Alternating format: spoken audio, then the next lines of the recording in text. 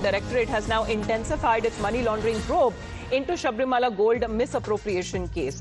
Now what is being learned that K. Rajaviru and N. Vasu, both of them have now been directed to appear for questioning at the ED's Kochi office in the first week of March, and both of them, however, got statutory bail on SIT registered case. Arpita, good morning. Kochi ED office is now expected to record their statements.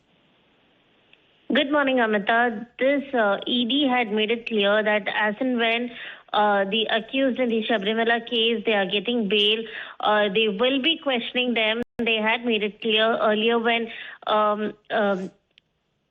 2 days back, under Rajaviru, who is the Tantri of the Sabrimala, main Tantri, who's also recorded as the accused in the case, got bail 2 days back. And yesterday, even Vasu got bail.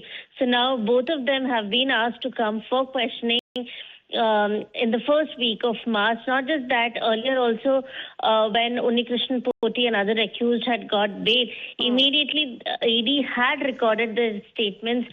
What ED is doing is that they want to see if any money laundering aspect is there in this case, and that is why they've been questioning all the accused in the case as and when they're getting bail.